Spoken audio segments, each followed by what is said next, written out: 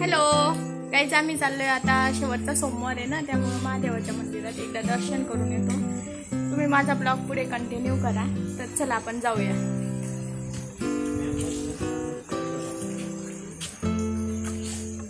बघू शकता तुम्ही किती पावसाचं वातावरण आहे. आज खूप वातावरण नसते, पावसात चालले तसं. बाबू आहे का?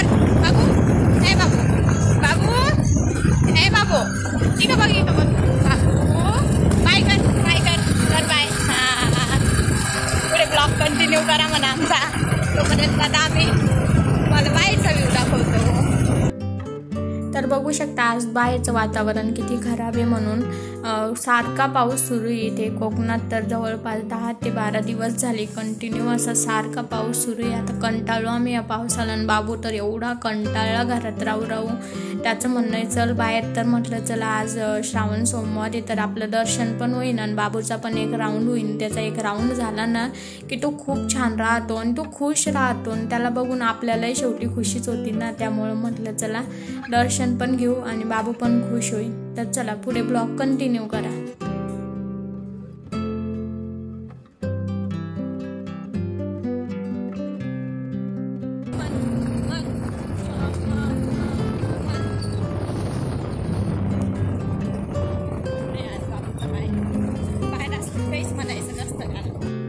आम्ही राहतो तिथून हे मंदिर खूप जवळ आहे आम्हाला. तर म्हटलं 10 ते 15 मिनिटातच आम्ही तिथं पोहोचतो. त्यामुळं म्हटलं 10 ते 15 मिनिटात आम्ही जाऊन रिटर्न येतो. एवढ्या ते जवळ आहे. तर चला आता मंदिर पण आलं छान असं. आपण मस्तपैकी महादेवाचं दर्शन घेऊया.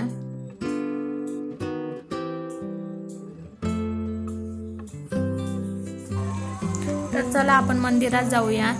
ब्राह्मण देव असं मंदिराचं नाव आहे. महादेवाचंच एक नाव आहे ब्राह्मणदेव. तर चला आपण छान असं दर्शन घेऊया आता. आणि बघू शकता तुम्ही किती गर्दी म्हणून. ती गर्दी एवढी काय आहे त्याचं कारण मी तुम्हाला नंतर सांगते. त्या अगोदर आम्ही पण लाईनमध्येच उभं राहतो दर्शन घेण्यासाठी. मंदिराचा व्ह्यू बघू शकता तुम्ही किती छान आहे. किती छान असं डेकोरेट पण केलेलं आहे मंदिर. रांगोळी वगैरे मस्तच एकदम. आणि खूप प्रसन्न असं वाटत होतं. आणि ते तिथले सॉन्ग ऐकून महादेवाचे तर अजूनच छान वाटत होतं. मला तर खूपच आवडतं मंदिरात जायला. तिथं असं मन प्रसन्न होतं ना, असं शांत होतं मन. डोक्यातले विचार, मनातला थकवा सगळं काही असं टेन्शन फ्री वाटतं मंदिरात गेलं की. बाहेरचा व्ह्यू तुम्ही बघू शकता.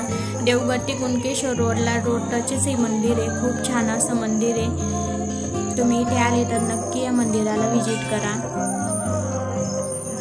आणि 6:45लाच पोहोचले होते. पण 6:45 ते 7:05 पर्यंत हे मंदिर बंद असतं. बंद म्हणजे तसं चालू असतं, फक्त दर्शनाला अलाउड नसतं. तर आम्ही खूप वेळ तिथं बसलो. मग 15 ते 20 मिनटं आणि नंतर दर्शन घेतलं. त्यामुळे खूप गर्दी होती.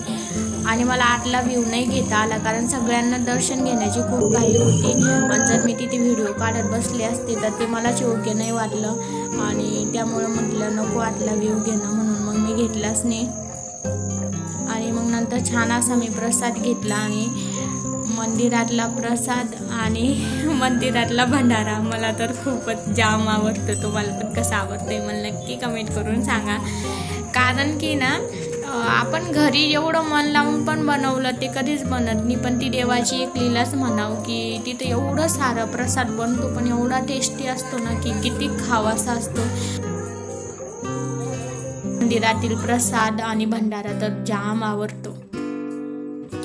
आणि मग आम्ही थोडा वेळ तिथं टाइम स्पेंड केला आणि निघालो घरी येण्यासाठी.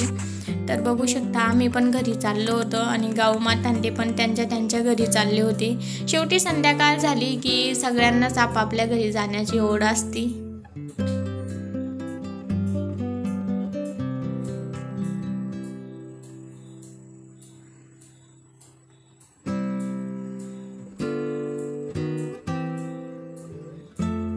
नंतर मग मी वडापाव पार्सल घेतला आणि घरी आलो. छान असं जेवणाचं ताट रेडी केलं आणि मस्तपैकी जेवण केलं. तुम्हाला माझी व्हिडिओ आवडत असेल तर लाईक करा, शेअर करा, कमेंट करा आणि मला सबस्क्राईब करा.